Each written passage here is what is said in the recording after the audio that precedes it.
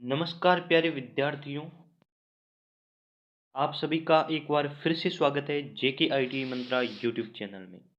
DRDO admin and align के admit card जारी हो चुके हैं और आप सभी के एग्जाम होने हैं। आप सभी उसकी प्रिपरेशन कर रहे होंगे। हमारे पहले से बहुत सारी स्टडी मटेरियल अवेलेबल है, आप उनसे अपनी तैयारी कर सकते हैं। आज के इस वीडियो में हम रीजनिंग के कुछ इंपॉर्टेंट क्वेश्चंस प्रोवाइड करवाने वाले हैं। चलिए शुरुआत करते हैं। वीडियो में रीजनिंग के साथ साथ जनरल अवेयरनेस के भी क्वेश्चन मिलेंगे, साथ में मैथ के भी मिल सकते हैं। तो चलिए इंपॉर्टेंट क्वेश्चंस की सीरीज को शुरू करते हैं। और आपसे रिक्वेस्ट है, अपने फ्रेंड सर्कल में ज़रूर शेयर करें। आपको रेगुलर क्लासेज मिलती रहेगी और पीडीएफ टेलीग्राम पर मिल जाएगी, मैं अपलोड कर दूंगा, आप वहां से ले सकते हैं। साथ ही ये हमारी नॉन टेक की पीडीएफ है, जिसमें आपके पूरे 700 से ज़्यादा क्वेश्चन हैं। आप इस पीडीएफ को डाउनलोड कर सकते हैं। दो तरीके हैं, एक तो डाउनलोड करने का डायरेक्ट लिंक दे रखा है, लेकिन लिंक से कई बच्चों को प्रॉब्लम हो रही है, इसलिए उन बच्चों के लिए एक स्पेशल हमने शुरुआत की है कि आप लिंक से डाउनलोड न करें। यदि आपको प्रॉब्लम होती है तो आप बच्चें और टेलीग्राम पर मैसेज कीजिए कि सर हमें पीडीएफ चाहिए। टेलीग्राम का भी लिंक डिस्क्रिप्शन में दे रखा है। पूरी डीआरडीओ बेस्ड ई बुक है, पीडीएफ है, यानी कि केवल डीआरडीओ के लिए डिजाइन की गई है। आप जरूर पढ़ें और सारा सिलेबस आपका ही शामिल है, हमारी द्वारा तैयार की गई है पूरी मेहनत से। आप एक बार जरूर पढ़ लीजिए। चलिए शुरुआत करते हैं आज के क्वेश्चन से। लाइक नहीं किया है तो लाइक जरूर करें, क्योंकि लाइक्स की संख्या बहुत कम रहती है, बहुत से बहुत कम रहती है। तो लाइक ज़रूर कर दीजिए और हो सके तो शेयर भी करें। आप भी किसी न किसी टेलीग्राम ग्रुप में, किसी न किसी व्हाट्सएप ग्रुप में, किसी न किसी फ्रेंड सर्किल में जुड़े होंगे, तो उनके साथ ज़रूर शेयर कर दीजिए। देखिए क्वेश्चन नंबर आपकी स्क्रीन पर पहला, और आपसे रिक्वेस्ट करूंगा कॉपी पेन लेकर बैठे, या फिर क्वेश्चन का आंसर आप लाइव में ज़रूर बताते जाइए। इससे क्या होगा, आपकी प्रैक्टिस बनेगी और एग्जाम में जो कम टाइम मिलता है, 1 मिनट का लगभग टाइम मिलता है, उस 1 मिनट में भी आप क्वेश्चन कर पाएंगे। और हालांकि 1 मिनट का टाइम मिलता ही नहीं है, कहाँ मिलेगा, 75 क्वेश्चन है, 60 मिनट का टाइम है, यानी कि 1 मिनट से भी कम टाइम आपको एक क्वेश्चन पर देना है। तो आप इस लाइव में प्रैक्टिस कीजिए, क्योंकि practice makes a man perfect. आपने सुना ही होगा कि प्रैक्टिस करने से, अभ्यास करने से मनुष्य निपुण बनता है, या फिर उसका अभ्यास सही रहता है। तो जरूर कीजिए। और कल मैंने 1 घंटे की लगातार क्लास दी है, आप उस क्लास को भी जरूर देख लीजिए, उससे पूरी रीजनिंग कवर हो जाएगी। रीजनिंग के बाद जनरल अवेयरनेस और उसके बाद मैथ शुरू करेंगे। ऐसे रीजनिंग की आज लास्ट क्लास लगाने की कोशिश है। आपने इसका आंसर दे दिया होगा। क्वेश्चन क्या है, नारायण विमल के पति के ससुर की एकमात्र पुत्री का बेटा है। विमल नारायण से किस प्रकार से संबंधित है। यदि इस क्वेश्चन को इस प्रकार से पढ़ा जाए तो इसका आंसर गलत होने के चांस बहुत सारे हैं। तो कैसे पढ़ना है इस क्वेश्चन को, इस क्वेश्चन को पढ़ना है टुकड़ों में। ये ब्लड रिलेशन के जितने भी क्वेश्चन आते हैं, आप इनको टुकड़ों में पढ़ने की कोशिश कीजिए। जैसे कि नारायण विमल के पति, तो विमल का पति है, इसका मतलब क्या है, विमल एक स्त्रीलिंग है, न कि पुल्लिंग। तो आपको ये ध्यान रखना है कि नारायण विमल के पति के ससुर, विमल का पति का ससुर क्या होगा, विमल का होगा पिता।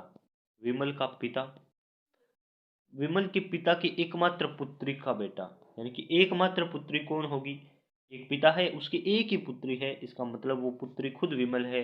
और विमल का बेटा है, यानी कि नारायण क्या है, विमल का बेटा है, यानी कि विमल नारायण की होगी माँ। फिर से इसे एक्सप्लेन करूंगा, आई होप आप समझ गए होंगे। समझ गए हैं तो स्किप कर सकते हैं, वरना फिर से अभ्यास कर लीजिए। देखिए ये कह रहा है एक नारायण है, ये है आपका नारायण, और ये है एक विमल।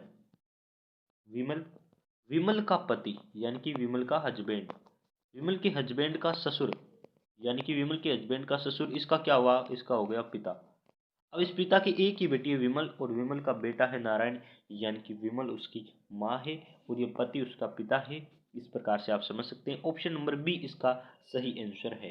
चलिए आगे बढ़ते हैं। अच्छे से एक्सप्लेन करने की कोशिश की है, और आपने नहीं देखा है तो DRDO admin and align playlist पर एक बार विजिट कर लीजिए।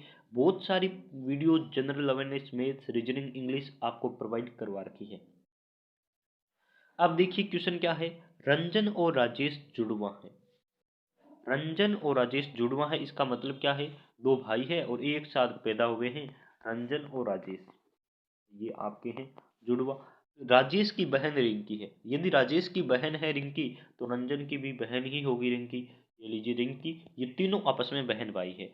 अब देखिए कह रहा है रिंकी की शादी विक्रांत से हुई है, तो रिंकी का पति है वो कौन है? विक्रांत है। रिंकी का पति कौन है? विक्रांत है। राजेश की माँ शिप्रा की शादी, यानी कि इन तीनों की माँ, राजेश की माँ होगी वो सभी की माँ होगी क्योंकि तीनों बहन भाई है, तो इनकी माँ वो है शिप्रा, और उसकी शादी हुई है रोहित, यानी कि रोहित इनका पिता है। रोहित इन तीनों का क्या है? पिता है।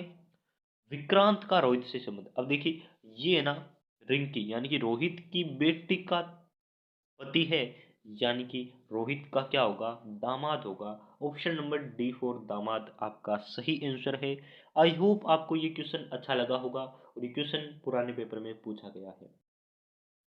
रीजनिंग जितनी भी मैं करवाता हूँ पुराने पेपर वाले क्वेश्चन ही करवाता हूँ, ताकि आपको पता लगे कैसे क्वेश्चन एग्जाम में आते हैं। इजी क्वेश्चन है, हर कोई कर सकता है। आई होप आपने भी इसका कमेंट में आंसर बता दिया है। चलिए आगे बढ़ते हैं। मैं तो आपसे कहूँगा पीडीएफ आप टेलीग्राम से ही डाउनलोड करें, क्योंकि पहले आप डाउनलोड कर लेते हैं ऐप से क्या, आप तो डायरेक्ट लिंक से ही कर देते हैं, और फिर आपको डाउनलोड नहीं होती, प्रॉब्लम होती है, तो आप क्या करते हैं? कंप्लेन करते हैं। तो इससे अच्छा आप टेलीग्राम पर मैसेज कीजिए और वहाँ से डायरेक्ट ले लीजिए, बहुत सारे बेनिफिट आपको मिल जाएंगे। अब देखिए आप क्या करते हैं, लिंक मैंने दे रखा है उस पर आप क्लिक करते हैं, और लिंक पर क्लिक करते ही आप वहाँ डाउनलोड का ऑप्शन होता है उस पर तो क्लिक नहीं करते, पता नहीं कहाँ चले जाते हैं। वहीं जहाँ आप लिंक पर क्लिक करते हैं तो वहाँ आपको डाउनलोड का ऑप्शन मिलेगा, उसी पर क्लिक करना है, तो वहाँ से डाउनलोड कर सकते हैं। लेकिन आप पता नहीं कौन सा तरीका यूज करते हैं, फिर कहते हैं सर पीडीएफ तो डाउनलोड ही नहीं हो रही। एक डाउनलोड का ऑप्शन आता है, उसे ध्यान से देखिए। अब देखिए निम्नलिखित श्रृंखला में रिक्त स्थान पर क्या आएगा? अब रिक्त स्थान है तो मैं आपको ये क्वेश्चन बताऊं कैसे होगा। 80 लिखा हुआ है, 72 लिखा हुआ है, 65 लिखा हुआ है, 59 लिखा हुआ है, 44 और आगे लिखा हुआ है 50, है ना, ऐसे लिखा हुआ है। 50 को मैं थोड़ा सा नीचे लिख देता हूँ, यहाँ लिख देता हूँ, ये देखिए। अब क्या अंतर आया, तो यहाँ आप कहेंगे अंतर आया है आपके 8 का। 8 का आया है ना। फिर देखिए कितने का आया है, आप कहेंगे 7 का। मुझे तो 7 का ही लग रहा है। फिर आप कहेंगे यहाँ आया है 6 का अंतर, है ना। फिर आप कहेंगे यहाँ आया है 5 का अंतर, और फिर आप कहेंगे इनके और 50 के बीच आया है 4 का अंतर। यानी कि एक सीरीज चल रही है किसी संख्या के बीच 8, 7, 6, 5, 4 का अंतर देने के। आगे कितने का अंतर आना चाहिए? आप कहेंगे 3 का अंतर, और 50 और 3 का अंतर किन के बीच आता है, तो आप कहेंगे 47 इसका राइट आंसर होगा, जैसा कि ऑप्शन नंबर ए में दे रखा है। आप देख लीजिए ऑप्शन नंबर ए आपकी सही आंसर है 47। आगे बढ़ते हैं नई क्वेश्चन की तरफ, स्पीड से कर लेते हैं। कुछ क्वेश्चंस इजी लेवल के होते हैं, हर कोई कर पाता है। मैं क्वेश्चन पर इतना टाइम देता हूँ ताकि कमजोर से कमजोर बच्चा भी समझ पाए, और वो कमेंट करके ये ना बताए कि सर हुआ नहीं मुझसे। आप होशियार है, आप कर सकते हैं, यदि कोई कमजोर है तो वो भी सीख सकता है, हमारा यही उद्देश्य है। क्वेश्चन देखिए, उस विकल्प का चयन करें जो तीसरे पद से उसी प्रकार से संबंधित है जिस प्रकार दूसरा पद पहले पद से। अब देखिए पद पद क्या हो रहा है, जहां आपको लिख रखा है पहले ऑप्शन पर दर्जी, फिर समानुपात में लिख रखा है कपड़ा, फिर लगा रखा है समानुपात का चिन्ह, और लिख रखा है लोहार, और आपको यहाँ दे रखा है क्वेश्चन मार्क। कर देंगे ना, क्यों नहीं कर पाएंगे। जिस प्रकार से दर्जी कपड़े से संबंधित है, दर्जी कपड़े का काम करता है, तो लोहार किसका करेगा? आप कहेंगे सोने का। नहीं जी, लोहे का काम करता है। ऑप्शन डी फोर आपकी दिल्ली वाला कर दीजिए, लोहा इसका आंसर रहेगा। यदि यही आपसे सोनार ऑप्शन देता तो आप सोने की तरफ जाते, और कुम्हार देता तो मिट्टी के ऑप्शन आप कर सकते थे। यानी कि आपको एक व्यवसाय देकर किस क्षेत्र से संबंधित है ऐसा पूछा गया है। आप सभी कर सकते हैं। आई होप ये क्वेश्चन इजी था, और ये पुराने पेपर में पूछा गया है। पैटर्न देख लीजिए, ये एक पेपर था जिसका अभी मुझे नाम याद नहीं आ रहा है, लेकिन पेपर बहुत ही 10th लेवल का पेपर था, और हर बार ये एग्जाम होते हैं। हाई सैलरी वाला पेपर था कोई, अभी कल ही मैंने वो पेपर पढ़ा है। आगे देखिए क्वेश्चन को, उस विकल्प का चयन करें। क्वेश्चन दे रखा है उस विकल्प का चयन करें जो तीसरे पद से उसी प्रकार संबंधित है जिस प्रकार दूसरा पद पहले पद से। पद यहाँ आपको क्या करना है देख लीजिए। जैसे 35 से संबंधित है 74 से, उसी प्रकार से 15 किससे संबंधित होगा, ऐसा पूछा है। 15 किससे संबंधित होगा। देखिए 35 74 से कैसे संबंधित है, इसका तरीका पहले तो जब मैंने ये क्वेश्चन पढ़ा उसी टाइम से जो मेरा पैटर्न एग्जाम में आया, आंसर उसी पैटर्न से निकाल सकते हैं। यानी कि 1 मिनट से कम का टाइम लगेगा। कैसे? 35 को मान लीजिए हम करते हैं 2 गुना, 35 को क्या करते हैं 2 गुना, तो बनते हैं आपके 70, और 70 में 4 जोड़ दीजिए 74। यानी कि हमने क्या किया, इस संख्या को 2 गुना करके उसमें 4 ऐड किया है। चलिए 15 के साथ यही करके देखते हैं। 15 को पहले कर दीजिए 2 गुना और उसमें जोड़ दीजिए 4। 15 दूनी 30 और 4 जोड़ते ही बन जाएंगे 34। और देखिए 34 ऑप्शन नंबर में है क्या? हाँ जी है। यदि ये 34 आंसर में नहीं होता तब आपको कोई दूसरा पैटर्न यूज करना है, फिर आपको थोड़ा सा दिमाग यूज करना है, लेकिन ऐसा ऑप्शन आपको मिल जाएगा। डीआरडीओ के एग्जाम में रीजनिंग के ऐसे क्वेश्चन आएंगे कि आप फट देने आंसर कर देंगे। कैसे? चलिए मैं थोड़ा एक्सपीरियंस आपके साथ शेयर करता हूँ। 10 में से मैं आपको एक बार एग्जाम के तौर पर बता रहा हूँ, हालांकि आपके 25 क्वेश्चन आने हैं, 25 क्या 20 क्वेश्चन आने हैं ना, 20 क्वेश्चन आपके आने हैं, और इंग्लिश के शायद 15 क्वेश्चन आएंगे। 75 टोटल क्वेश्चन है, तो इस प्रकार से बांटेंगे वो।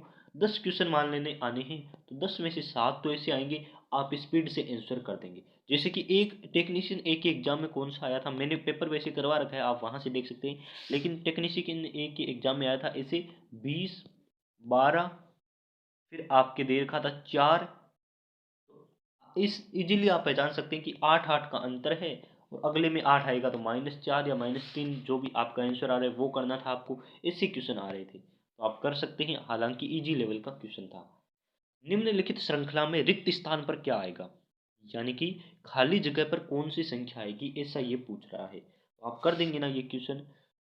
देखिए क्या लिखा है, यहाँ लिख देता हूँ मैं। 6 8 12 18 और उसके बाद 26 और उसके बाद 36। अब देखिए 6 से क्या हुआ है, 2 बड़ा है, फिर क्या बड़ा है, एक बार मैं थोड़ा पेन चेंज करके बताऊंगा आपको ताकि ठीक रहे, आपको समझ आ जाए। 2 बड़ा है, यहाँ 4 बड़ा है, यहाँ आपके 6 बड़ा है, यहाँ आपके 8 बड़ा है, यहाँ आपके 10 बड़ा है, 10 बड़ा है, तो यहाँ कितने बढ़ने चाहिए? आप कहेंगे 2 4 6 8 10, तो आगे 12 बढ़ना चाहिए। 36 में 12 ऐड कर दीजिए, 48 आंसर आ रहा है क्या? आप कहेंगे आंसर भी आ रहा है और ऑप्शन में भी दे रखा है, तो यही आंसर होगा। हाँ आपका आंसर सही है, ऑप्शन नंबर ए इसका सही आंसर है, आपने कर दिया होगा। अभी तक आपने एक काम नहीं किया है, और मैं कब से नोटिस कर रहा हूँ, लाइक नहीं किया है, तो कर दीजिए यार, लाइक जरूरी होता है। हमें मोटिवेट रखने के लिए लाइक की संख्या आपको बढ़ानी पड़ेगी। तो थोड़ा सा सहयोग आपसे भी उम्मीद करते हैं, हम आपके लिए थोड़ी सी हेल्प करते हैं, तो बदले में आप भी हमारी थोड़ी सी हेल्प कर दिया करो। बढ़ते हैं आगे क्वेश्चन की तरफ। अब देखिए क्वेश्चन क्या है, निम्नलिखित श्रृंखला में, ये अभी अभी हो रखा है, सेम क्वेश्चन आ गया ना, 2 जगह लग गया, कोई ना, आप इसका आंसर बता सकते हैं, अभी अभी हमने एक्सप्लेन किया है। 5 धातुओं ए बी सी डी में, ये बहुत ज़्यादा इंपॉर्टेंट क्वेश्चन है, और शायद ये यूपी मेट्रो में आ चुका है, और यूपी मेट्रो में आ चुका है, साथ में एक और था वहाँ पे लखनऊ मेट्रो, दोनों में क्वेश्चन आया हुआ है। तो 10th लेवल का क्वेश्चन है, आपके एग्जाम में ऐसा क्वेश्चन देखने को मिल सकता है। 10th लेवल की रीजनिंग मैथ में आपको करवाता हूँ, आप इसके लिए चैनल को सब्सक्राइब जरूर करें रखिए। अब देखिए लिखा हुआ है 5 धातुओं A B C D E, धातुएं कितनी दे रखी है, ए बी सी डी और ई, 5 धातुएं आपको दे रखी है। इनमें से क्या दिखाया आपको, इनमें से दिखा रखा है कि ऐसे क्वेश्चन जब भी आए, वो भारी है, वो हल्की है, वो मोटी है, वो छोटी है, तो आपको क्या करना है, ऐसे क्वेश्चन को हल करना है। देखिए मैं आपको करके बताऊंगा।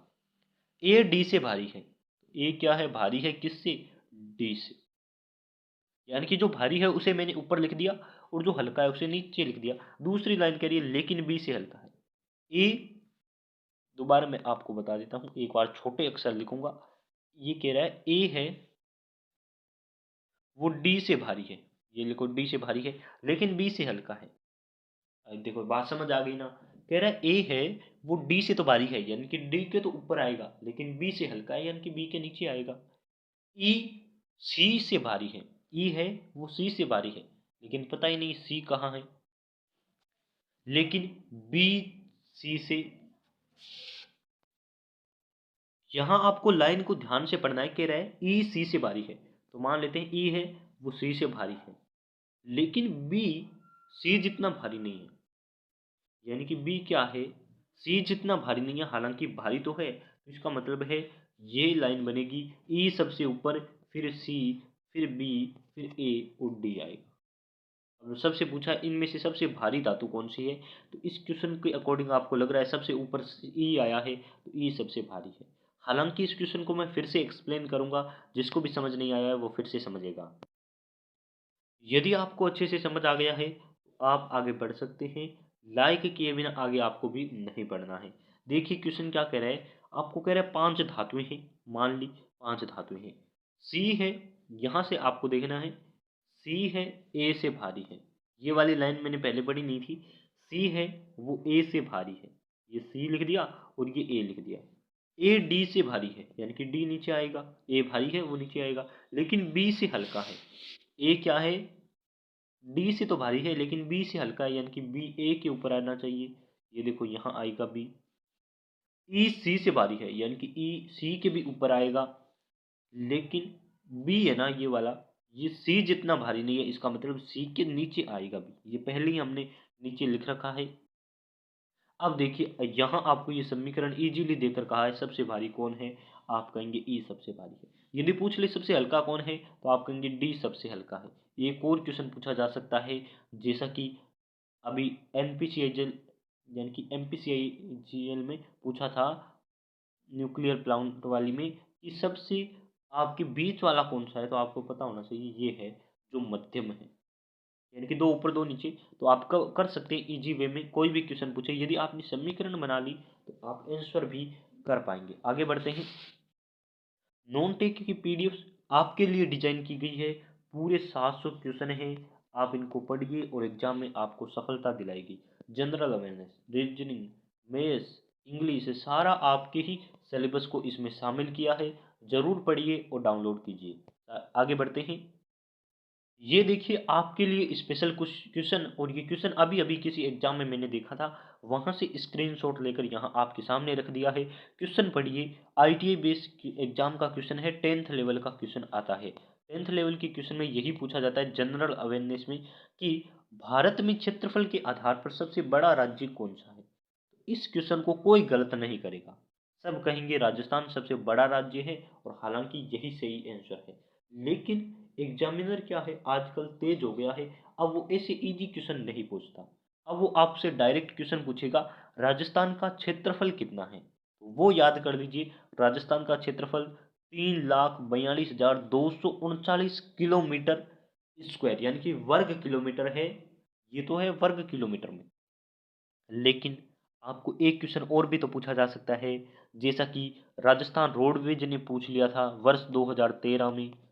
वर्ष 2013 में इतना हार्ड क्वेश्चन आया था, तो अब तो आप सोच लीजिए पता नहीं कितनी हार्ड क्वेश्चन आ रही हैं। ये क्वेश्चन आया था कि राजस्थान का क्षेत्रफल मील में कितना है, या फिर वर्ग मील में कितना है, तो 1,32,140 वर्ग मील है राजस्थान का क्षेत्रफल।